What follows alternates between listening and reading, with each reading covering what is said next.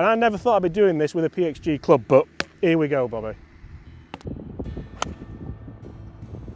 how high that's gone, you know, because the shaft could be all over it. Go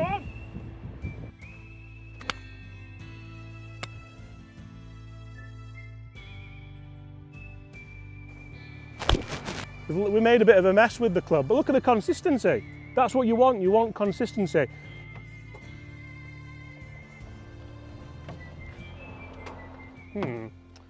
Don't really want to ruin these. Ooh, this'll do.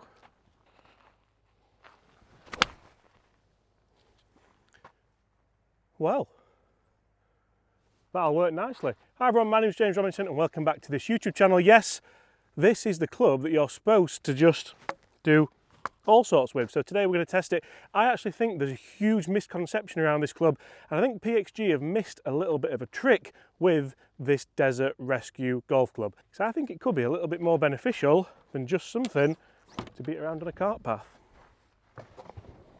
So it's not every day that PXG release a golf club that, to be honest, is going to diversify opinion quite a lot. So this golf club's $99, £100-ish. We'll get in there quickly with the price. And for me, I don't get to play golf courses like this that often. This is West Cliffs Golf Course here in Portugal. I used to play, when Mum and Dad used to live quite a bit, Desert Springs golf clubs. There's lots of areas like this where you really just don't want to be ruining your golf clubs. The idea is that it's a little bit harder and it's designed just to kind of withstand all the batter. You can see we've already kind of scuffed the sole a little bit here, but I quite like the idea of this. So it's a pitching wedge loft, it's 8 iron length, and a lot of people will say just buy a cheap golf club. Now you can do that. This is designed to be, like I said, a little bit firmer, a little bit harder, but it still feels quite nice. We're going to jump in the studio and see what numbers we can get with this as well, because I think it's actually a little bit more of a maybe utility iron than just a Desert Rescue like it says on the hosel there. If you struggle from such as 100 yards, I think this could be a fantastic option for a lot of people because it just makes sense to me. I'll get into it a little bit more as we go along. Oh, it's nice, isn't it? Ooh. Okay, so this is a scenario that for me, I actually think PXG have missed a trick with this. I think they've actually sold themselves short a little bit. Now, I think if this was any more expensive, more than kind of £100, people might not be interested in it. They might think it's a little bit of a gimmick. Obviously, if you live on a desert golf course, it would be a great idea for you. But it does take an option out of the bag. Now, the reason why I like this so much is because from here, like 120 yards, I certainly feel like if you struggle from 120 to 100 yards, a lot of people struggle to hit the correct distances, get the ball maybe airborne as much as you would like. Because it has a longer shaft, it's actually a longer lever system, which makes you get more club head speed. More club head speed generally means more height when you have a lofted club. So you don't actually have to swing it full to hit that shot. So as you'll see when we get inside in the studio, I can potentially hit shots where I'm not really hitting them full, but I'm getting really nice consistent distances and really nice consistent ball flights, just like that one. Come on, spin back down. Look at that, Bob.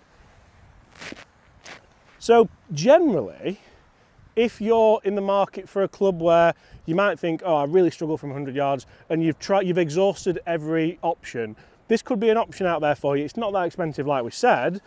I'm not sure if you'd go to the lengths of maybe getting fitted for them, but certainly, like here, 120, left arm parallel to the ground, and just go. I think exactly the same shot again. I've actually pushed them both a little bit, but you can see that's going to come back down the bank. Come on!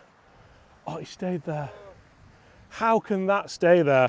But it's a little bit of fun. A lot of people will be commenting saying, what a waste of time, what a waste of money, it's just another club. It actually looks very similar to the 0317 ST. Or CB, the CB I think it looks similar to. I do like the little cacti. Yeah. Cacti, not cactuses, is it? Cacti, and a cactus on there as well. So I like it, I think it's cool. And potentially like around the greens as well. Let's see if we can get one. Do you reckon up the slope again, or? Why not? It's so easy to hit the distance. And it stops on a dime. Look at that, beautiful. I want to get these divots because I feel like we made a bit of a mess with the club. But look at the consistency. That's what you want consistency. I like it. So as you've seen, the premise of this new golf club from PXG is a little bit different, and I think the huge saving grace here is the price point. So $99, I think that's quite affordable, quite acceptable for a club where, let's be fair, the idea is to, as we've seen, just give it a bit of a beating. Now, in today's video, we're going to delve into a little bit more detail about this club. I think PXG have missed a huge opportunity here and missed a trick. So make sure you stay tuned for that. A lot of people will be commenting saying, James, it's just a pitching wedge with a long shaft. Essentially, yes, it is. But if you've ever lived on a golf course or played a golf course that's got desert areas like this, so my mum and dad played at Desert Springs, and I'll put a picture on screen of their golf clubs. They are absolutely beat to hell. I've still got my dad's golf clubs in the garage, and they are battered because he spent a lot of time in the rubbish. Sorry, Dad, but you did. So for anyone wondering, these are some of my dad's old clubs from playing desert golf. So when people say there's not an audience for it, I think potentially there could be, because you don't want your nice irons looking like that, do you? Bless him. I think even in the middle of this one, look at that, centered. Oh dear. So this club would have been, he would have had this and he would have loved it, which is why I'm so I'm all for it. I think it's a good idea for some people. Other people might not like it. But generally, from here, would you take a drop here, Bob? Could you get a drop? Is it a path or is it an integral part of the golf course? That's the first thing you have to work. But are you expecting to play a good shot, or are you just hoping, like, you would just try and pick it off with a normal club, wouldn't you here? But essentially, you can just get kind of in the midst of it a little bit, and you still get a little bit of spin and check on it as well, which I quite like. Some of the shots that I've already played, which are going to come later on in this video, where I think this club could be used to a better potential, are incredible. They're very, very good. And again, PXG missed a bit of a trick. I'm going to DM you about something and see if we might call it the Robinson. Who knows? Like fruit shoot. Go again. And you can see that again. How much spin did that have on it? I'm not essentially bothered about, because a lot of this is luck. If there's a stone behind it, underneath it, it's not going to come out as you want to. But all these kind of shots are shots where really it might save you one every couple of rounds or something like that. And the fact that I think the more beat up these get, the better they're going to look. Because the idea is that it's beat up, it's raw, it's a harder metal, so you can do that. And I usually feel bad doing stuff like this, but the guys at PXG kept doing it in their media presentation of this club. And I never thought I'd be doing this with a PXG club, but here we go, Bobby. Okay guys, so just how does this PXG Desert Rescue Club perform for numbers? Let's take the lovely wrapping off because we don't want to hit it with that on.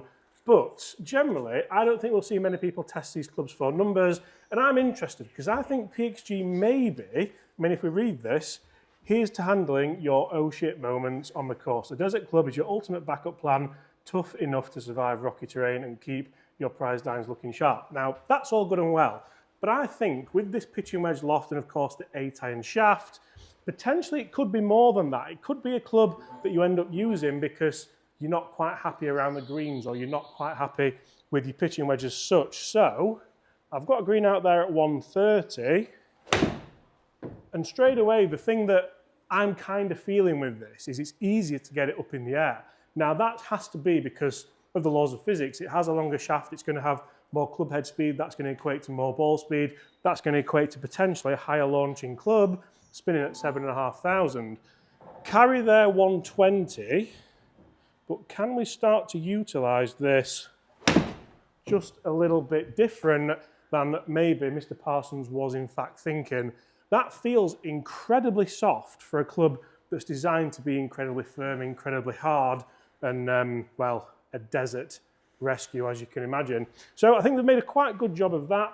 Is it going to be useful for a lot of people here in the UK?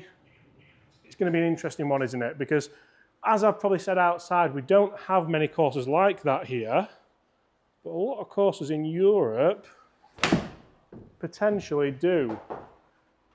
It's almost like, it feels like a one-length shaft theory. You know, the old Cobras or the Bryson DeChambeau clubs, feels very similar to that. But if you're struggling from distance, you can see that I can hit that 135 yards, no problem. If I move that pin now to 100 yards. So many golfers around the world struggle with a 100-yard shot, potentially because of the wedge setup. Now, if I stand to this with this Desert Rescue, I'll take the club back to maybe just parallel with my left arm to the ground, and I just rotate the body around nicely there. Now, one thing that I'm thinking here is, could you potentially get a shot 100.7 distance? Could you manufacture a shot here from 100 yards, from 80 yards, from 60 yards, if you're not happy? Because if you can, and this club saves you shots, then all of a sudden it becomes a club that you want to have in the bag that can potentially help you do what you want to do. 100, 102. So essentially what I'm getting at here is it just a Desert Rescue club? Maybe. Is it a club that you could have in your bag and potentially hack out from the shit? Definitely. But is it a club that you could employ throughout the bag? Employ. It's not the right word, is it? Employ. But you could employ throughout the bag. You don't need kind of much change in your stance, and just be a bit of a poker club for 100 yards. Because if that's the case and that's what you're looking for, this could be, come on, be 100 on the nose, 99.6. This could be the perfect club for you. I'm amazed how it feels, to be honest. I thought it were going to feel really, really firm and rubbish, but evidently not. It's just every time, guys, isn't it? Would you do something like that and have it in just for a, almost like a poke? Yeah. It's like a poke, isn't it? Just I think it's definitely one of them that when you get on a bit of a ropey lie, you can commit to your shots more. I think they've under-marketed this. But there could be a lot more you could do with it, like you said. I can stand there and hit that all day. Go in, go on. Go! $99. So one of the other areas that I think this club could be really good for some golfers is 50 to 60 yards like we are here. Golfers generally here struggle when they have too many options in their head. So they have a 60, they have a 56, they have a 50, pitch wedge 9, 8, and if you think of a club like this, now one of the big things I think PXG could have done here is put a longer grip on it, like give it a little bit more of a USP, give it more of kind of people talking about it, maybe even a slightly thicker grip as well, so it's more of like a long chipper. The head is nicely weighted, so you can get those shots kind of flight down low if you want to, but with it having the longer shaft, and again, there will be people saying in this video, James, it's just a pitching wedge, why have you even done a video on it? I think for the price point at $99, I don't mind it. If it came out and it was the same price as like a full iron, I think it would be an issue, but it's a little bit of fun for generally people who do live maybe on desert golf courses and find themselves hacking out of trouble. I certainly think the longer grip, it would look cool, wouldn't it? Yeah. You might make it a little bit different. Maybe I might kind of send that to the guys and see if they fancy doing one, because like a, you know, like almost like a Jumbo Max grip.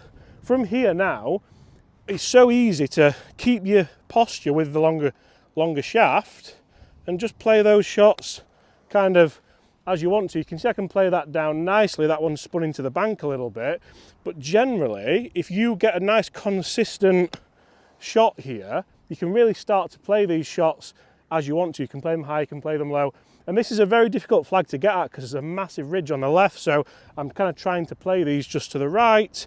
But essentially, it takes out all the risks. It takes out so many different options. And all I'm trying to do is move my shoulders and let that ball release out nicely. So from here, I feel like it's taking away quite a lot of variables. It's taking away lots of potential bad shots that could happen.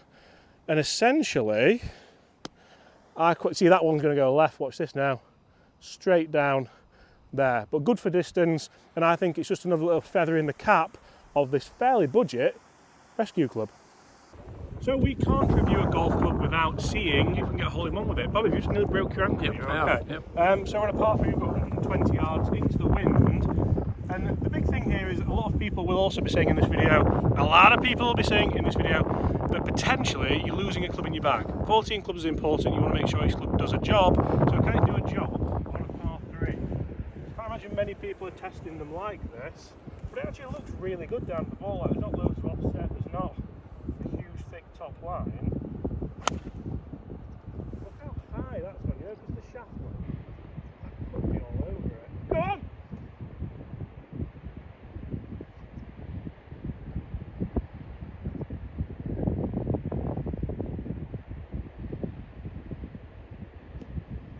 I like it. I do. I really, really like it.